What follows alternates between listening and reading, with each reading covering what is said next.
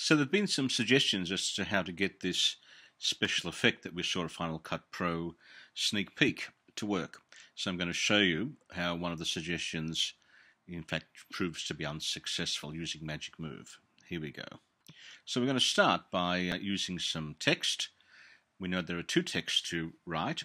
One of them is to do with media detection. We're just duplicating what we saw at Las Vegas. That's media detection. We're going to put a frame around it rather than using a box shape around it. You can do this in Keynote, as you can see, thickening up the line. And now we're going to stretch it because it's a little bit too narrow. First, let's duplicate it because there are two that we're going to work with. So media detection and now image stabilization. Capital, thank you, image stabilization. And you're going to see that because we're using the line frame, they are of unequal lengths. We're going to play with that in just a second. You can see how you can now just stretch it along to try and make them almost the same. We'll see that in a second.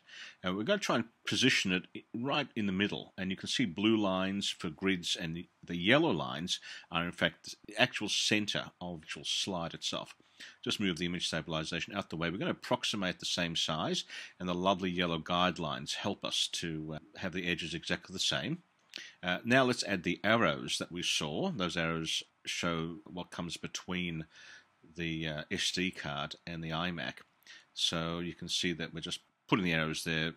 We're now going to position them about where they should be. Notice it's not exactly a horizontal 180 degrees. It's a little bit off. Anyway, let's thicken up that line.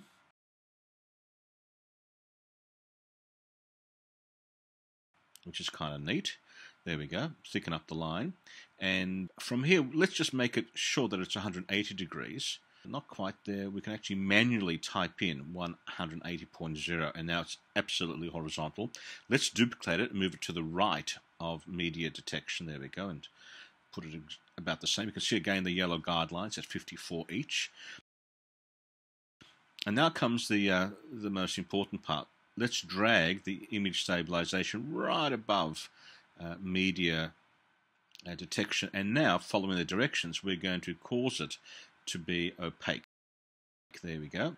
There's the opacity. Drag it right down and it disappears behind. So now we've got a layer, media detection, and behind it image stabilization. We now duplicate that slide in preparation for our magic move, but before we actually do the transition we have to reposition. Let's have another look at the opacity. Let's move it away a little bit. In fact, it's got to go down. Let's make sure we can see it. There we go. And now we're going to move the media detection out of the way and move image stabilization into where it should be. There we go. Just right in the middle there again between the two arrows. And now we're going to move media detection over. That middle line is a bit too thick, and just a few little points of the arrow connection. There we go. These are the up and down arrows. And now we're ready to do our magic move from slide 1 to slide 2. There we go. Magic move. Boom. There we go. A little preview. And now full screen. Let's have a look and see how it works. Starting point. Boom. No. Doesn't work. The image stabilization merely appears, but it doesn't appear and go up. So I'm afraid that we can't exactly say that is a full success. Not a bad effort, however.